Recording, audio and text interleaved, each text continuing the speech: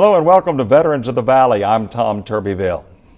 Many who served bravely in Vietnam were there for a year, and if they were among the fortunate to come home, they went about their lives. Well, Jim Hester of Bryan was an Army lifer, interrupted by 4 years that he spent in the Air Force. Now, speaking of numbers, Lieutenant Colonel Jim Hester served 1 tour in Germany, then took 3 tours of Vietnam, served in the Army and the Air Force, was a medic, was a nurse. He was wounded 3 times and earned 2 Purple Hearts, 1 Silver Star, 1 Bronze Star, 1 Army Commendation Medal for Valor. He retired twice, the second time after 9/11 when he uptrained troops to serve in the War on Terror. His 35 years of service, truly remarkable. What an honor it is to have you here, Lieutenant Colonel Hester. You grew up in Corpus Christi, which everybody knows is a Navy town, but you kind of got hooked on tanks and went off to Germany. Talk about quickly the years before you went to Vietnam and sort of how you prepared for that.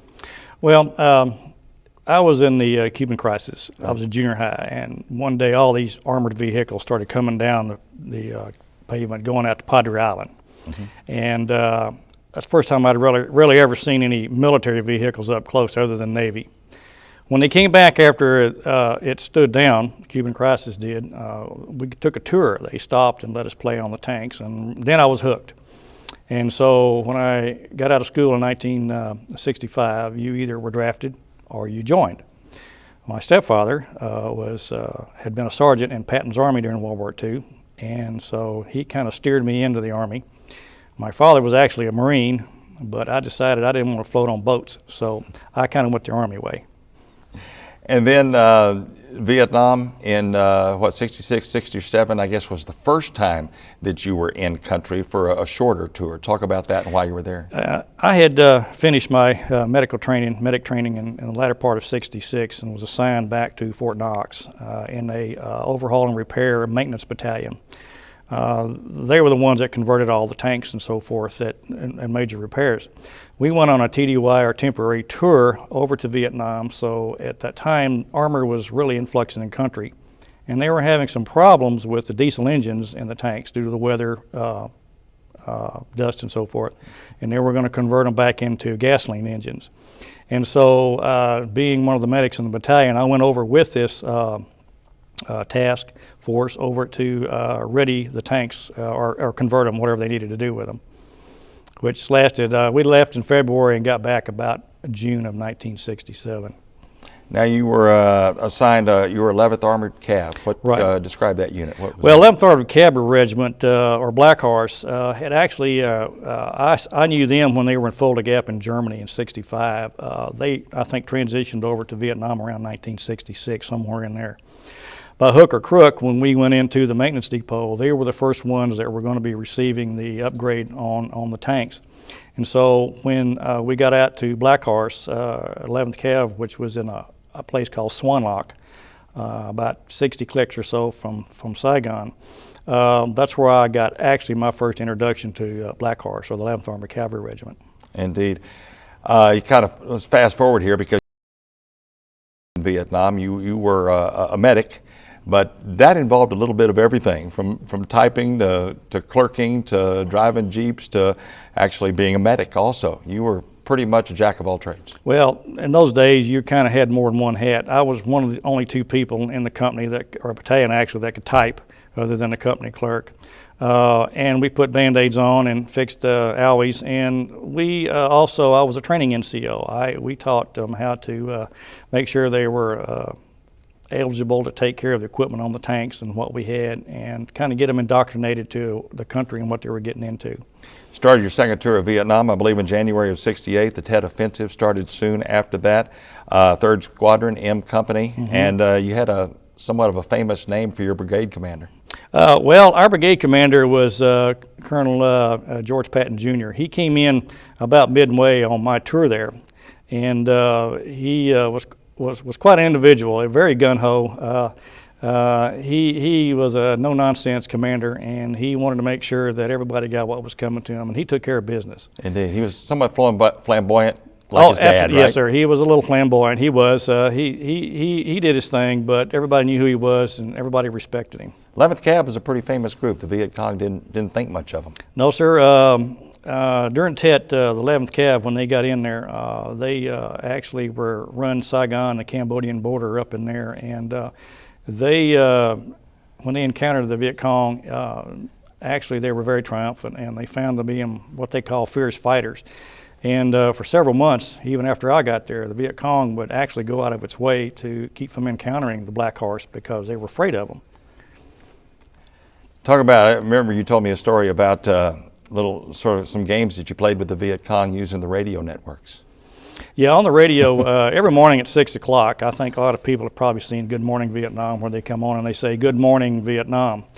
And at 6 o'clock in the morning when it would come on, by hook or crook, someone would set up with Armed Forces Radio that if they would play Nowhere to Run, Nowhere to Hide at 6 o'clock, then the Viet Cong knew they were in real trouble because the Black Horse was coming to get them. Mm-hmm. And so it made our day a lot easier. And so when they heard that and they knew the Black Horse was in the area, they pretty much stayed clear of us. Lieutenant Colonel Hester has so many stories from his tours of Vietnam. The one I want you to talk about now involves meeting up with an actually North Vietnamese Army troop, and it also involved a pallet of beer. Tell that story. Well, one of the things that Colonel Patton did for us, he made sure we got a hot meal in the afternoon for the most part. And we got a pallet of beer a week, and it would fly out wherever we were at, and we'd get us a pallet of beer. And this particular morning, we had come in the night before and had bivouacked in a dry rice paddy. And over to approximately our 1 o'clock was a large tree area, a forest area. And we really didn't have time to recon. We set up, and the next morning, a Air Force bird dog or scout plane flew over and radioed us that he had seen some activity down in that forest area and made us aware of it. So we were going to go out and recon, see what we could find. And just as we were leaving, a helicopter come flying in with our pallet of beer.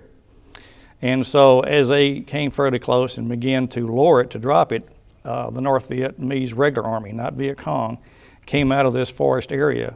And I don't know if they thought it was food or rationing or whatever, supplies.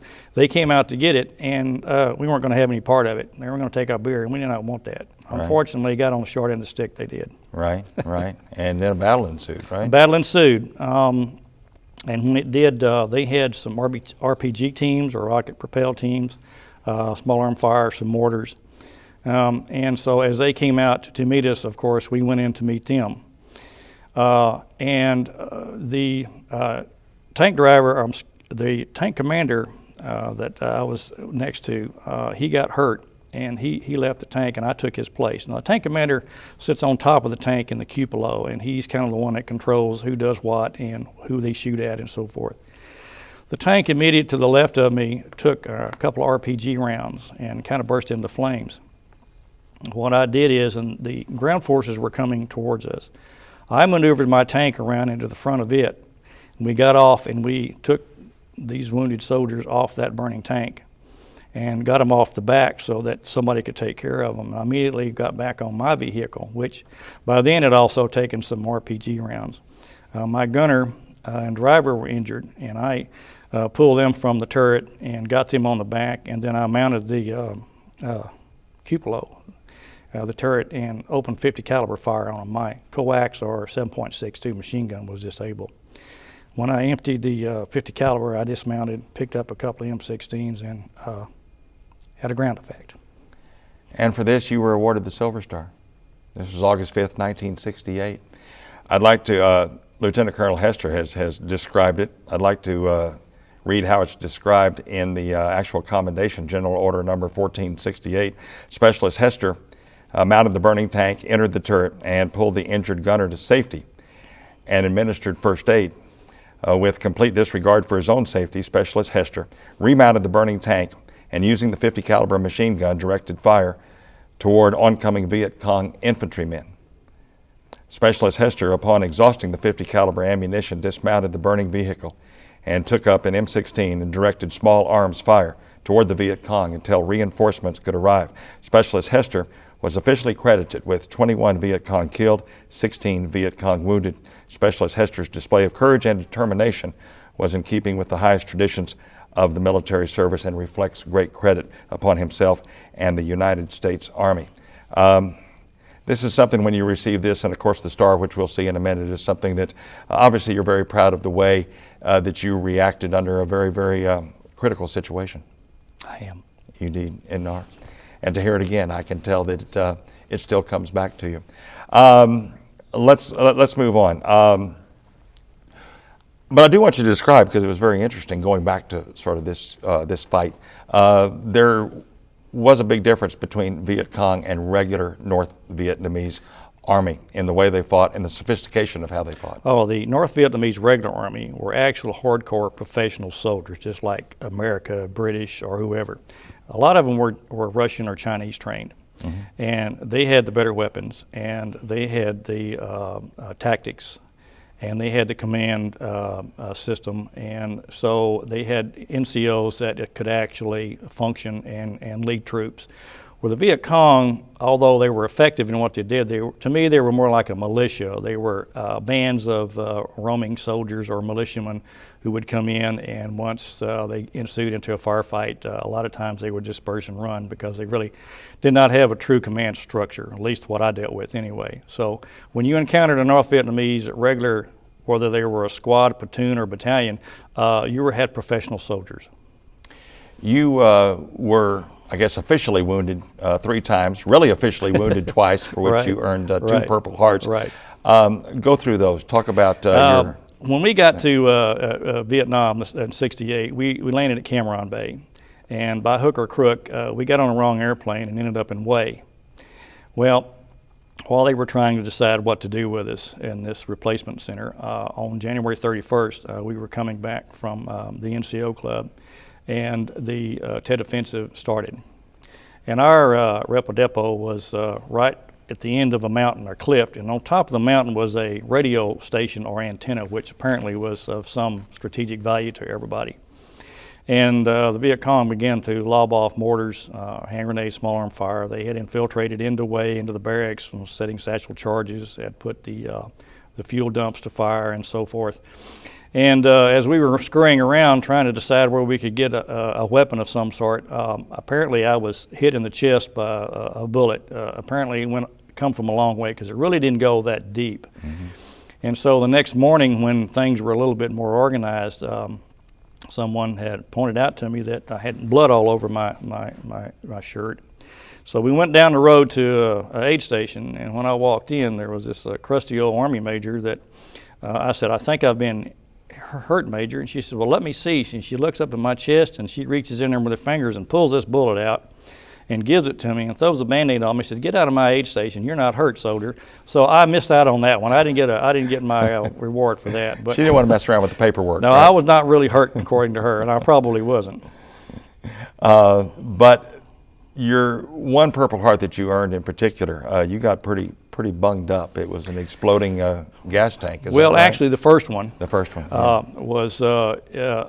We were in base camp, and I had gone back to. We had some new recruits that came in, and I was in base camp, and it was raining that night, and lights were out at 2200, and so I was in the orderly room, and I just laid down, and I heard off in the distance a thud, and I waited, and I heard it hit on the other end of the base camp, so I immediately got up and ran out and started getting all of these young guys up that really didn't know what was going on into a bunker, and so that they'd be better protected.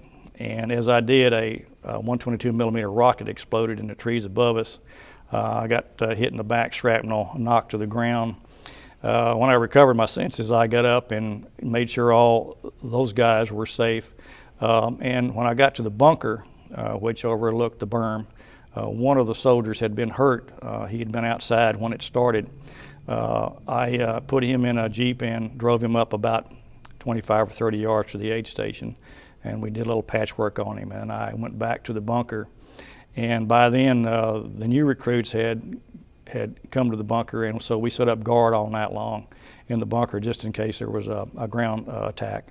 And the next morning, I went up to the aid station and had them put some bandages on where my shrapnel wounds had been, and I got my first Purple Heart.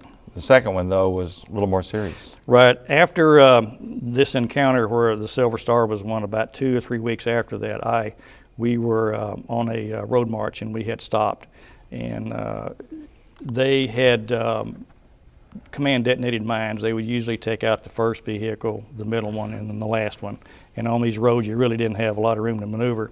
Unfortunately, I happened to be one of the two in the middle, and we were standing outside, and one of them, the tank in front of us, or actually between us, was a bomb that exploded as a booby trap. And when it did, the gasoline engines caught on fire, the gasoline, and I was blown up. And I spent several months in Japan in one of the hospitals over there for that. You were what were your injuries? I actually had a eardrum that was blown out. I had both of my femurs were fractured. My arm was dislocated. My eye had actually been slightly avulsed from its socket. I had a broken jaw in a couple of 3 places, and I think I also had an ankle that was broken. My goodness. We're going to go back to more of this story in a minute, but I want to take a look at some of the photographs that Lieutenant Colonel Hester has supplied to us, and we can go to the first one. There you are right there. That's the young and impressionable young Jimmy Hester. That was basic training, Fort Polk. Had no idea maybe what you were in for. There you are, good-looking young man. We're going to fast forward quite a bit with the pictures here. As a matter of fact, they're not in a particular special order, but this is you and your wife, Jenny, and we'll go to this one. There you go. When was that picture taken? I was taken in 2001 in December. We had a Christmas ball at Fort Sam Houston that we were attending. You're proud of it. These pictures hang on Jenny and Jim's wall at their home in Bryan. Going to move on to another photograph right here. This is, you have 3 sons. I do. And this is the one who chose the military path. Talk about him, what he's doing, and what he's about to do. He is a Navy chief. He's a first class E6. He is a beach master. And I'm very proud of that picture. We finally got together and had him done. And he now is in Norfolk, Virginia at Little Creek. And he is about to deploy on his 3rd tour of Iraq in November. And he's already been to Iraq twice? Twice. And what was his job there? He's been a beach master all beach 3 master times. there. Yes, sir. Okay. Mm-hmm. And a beach master does exactly what? A beach master is actually, they call them mini SEALs, but what they do is they go on a beach and they secure it. And so once it's secured, then they're the ones that actually allow all the equipment and men to be brought in off the ships. And they are actually traffic controllers. They decide where it's going to go, where it's going to be put. And then after that's done, then they leave, because usually the Marines or whoever has secured the beach. Once that's done, when they begin to come back, they reappear on the beach again, and they make sure all the equipment is loaded in whatever order, and then they're the last ones off the beach. So they secured the beach until they're off of it. So he's got a pretty hazardous job. Last thing I want to look at is your shadow box with your awards, and sort of go over these with us. I think everybody knows what this one is here. This is one of your 2 Purple Hearts here. And the one in the top middle, I think that's your Silver Star. Correct. Talk about these awards. Let's go top left. What are we looking at? Okay, the middle one, of course, is a Silver Star. The one to the left, the red and green, is a Bronze Star. And the one to the right is the Army Commendation Medal for Valor. And the one below it is the National Defense. And the other one is actually a Good Conduct Medal, which we call the John Wayne Medal. Mm-hmm. And then, did you always earn that Good Conduct Medal? Well, I did the first one. The rest of them, I'm not sure exactly how I got them, but I had 2 or 3 of those before it was over with. And then the one to the right, the purple one, is, of course, the Purple Heart, one of them. Right. And the 2 down below it, the green and white, is the Vietnam Campaign in-service, in-country ribbon. And then the one to the left, the yellow and green, is the actual Vietnam Service Medal. Certainly all symbols of bravery that all soldiers are proud to wear, and I know that you're very proud of these. You also might notice in the shot of Lieutenant Colonel Hester that we're using today, back behind him, is his uniform from Vietnam, and a rack of ribbons there. And you were certainly decorated, but I know that that's probably not singly the thing that's most important to you, but just the memory of your service and what you were able to accomplish, and all of your comrades were able to accomplish in that war that still to this day is not an understood war. It's true. It never has been, probably never will be. But those of us that were there, we did what we had to do, and when we did, some came back and it was something they would have preferred not to have, which I don't think really of us wanted to be over there. But when you go in, that's your duty. That's what you get paid for, and that's your job. And I was a professional, and that's what was my job. Summer of 1968, you finished your permanent tour, but then it's sort of a second segment of your military life begins then, because you get interested in becoming a nurse. Mm-hmm. Talk a little bit about how that all evolved. Right before I got injured, the Artillery room clerk came up one day and says, "Hey, you know, the Army's looking for nurses. They want medics. They want to send them to nursing school. Why don't you go ahead and apply?" He says, "You know, you'll stay nice and warm and clean, and you won't have to put up with this." So I did. And as it usually goes, you'll put in for something and it'll never happen, or they give you the opposite. Well, after I was hurt, sent to Japan, I came back to Fort Sam Houston for convalescent leave. And my actual enlistment was about to be up in about 6 months. And so this recruiter came up to me and says, "Hester, you know," he says, "I've got a piece of paper here that says you applied to go to nursing school." And I said, "That's right." He says, "Well, you know, you're going to have to go before a medical board. You might not be able to stay in the Army." He says, "But I'll tell you what," he says, "if you'll sign on this dotted line," he says, "I'll get credit for your recruitment, and we'll get you in nursing school, and you can worry about that board later." I thought, fine, because I wanted to stay in. Mm-hmm. And so I did. And so in March or April of 69, I was released to convalescent leave to school from Fort Sam Houston, where I went to school in Corpus Christi. Right. And that's where I stayed for the next 3 years in nursing school.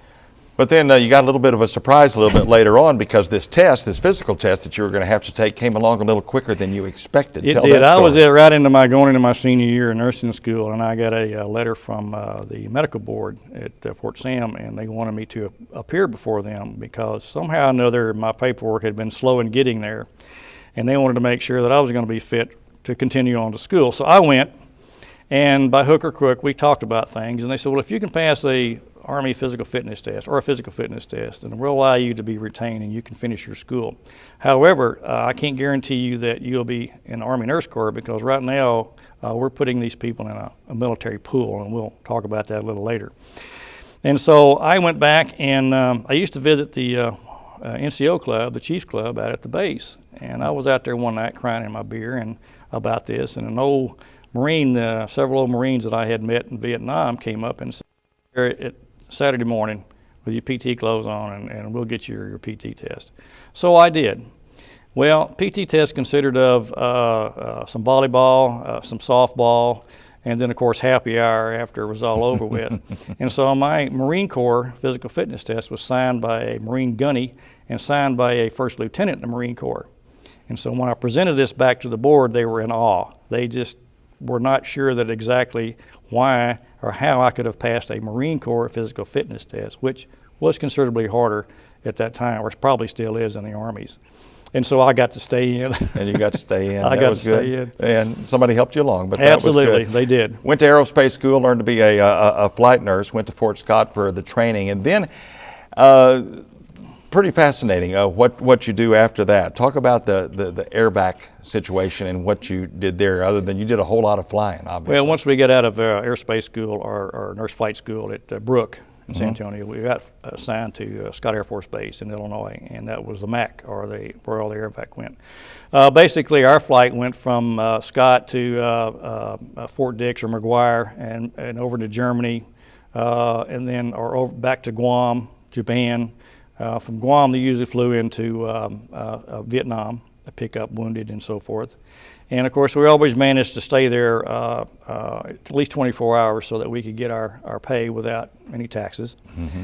We'd fly back to Guam, then to Hawaii, Tripler, and from Tripler we'd fly into Wilford Hall in San Antonio, and then back to Scott. And you'd pick up folks, you'd mend folks, you'd fix folks. This was just a constant tour of doing this kind of thing. Right, it was an air ambulance, is what it was. Right. We'd pick up the wounded, and actually on these aircraft we had our little ICU, we had a little emergency room, and we had a lot of walking wounded that were just looking for a way back. Sometimes we would pick up people, say for instance, who had been in Hawaii, who actually lived in California, and we would fly them back there so they could be closest to home to the nearest military hospital. You went back into the Army, out of the Air Force. You spent 10 years as an instructor at Fort Sam Houston in San Antonio, and then 9/11, 2001 came along, and you were asked to serve again. Talk about that. Well, I retired in April 2001, and 9/11 came along, and not too many weeks after that, I get a phone call from the Army Center up in St. Louis, and they said, "Hey, we're going to bring you back on duty, but we're going to put you in with a reserve group down in San Antonio. We got a field hospital that needs to be upgraded." And so I said, "Fine." And so from about October 2001 until actually May of 2003, I was one of the people in that field hospital that helped up train. And then it stood down in September of 2003, and everything we had done had been packed and put by a railhead, basically. And it stood down, so I retired again and decided that's about all I wanted anymore. And now all those people that we had up-trained, or a good many of them, actually went over to Iraq and are there now in November, December 2004. Indeed. I know there's a lot more to your story, and you want to say again, Lieutenant Colonel Hester, Army Commendation Medal for Valor, Silver Star, Bronze Star, 2 Purple Hearts, and today you're still in the medical field. You do a little commuting. Talk about what you're doing right now. We got about a minute. My profession is a registered nurse, and I work at Richards Memorial Hospital in Rockdale right now, where I work in the emergency room, which is actually my forte, my specialty up there. And I commute a little bit every day, but it's a nice drive, and it's a nice little hospital. And I enjoy what I do there, and so that's basically what I do right now. It's a remarkable, remarkable story, and we could go on, but mainly thank you for your service. Thank you. Lieutenant Colonel Jim Hester. Many young men and women gave their best years of their youth in Vietnam in the war. Some came home, some didn't. Lieutenant Colonel Jim Hester came home to tell his story, and it's our honor that he has shared it with us. We thank Jim Hester for his service, and we thank all veterans. And thank you to our underwriter, First National Bank. I'm Tom Turbiville. Please join us next time on Veterans of the Valley.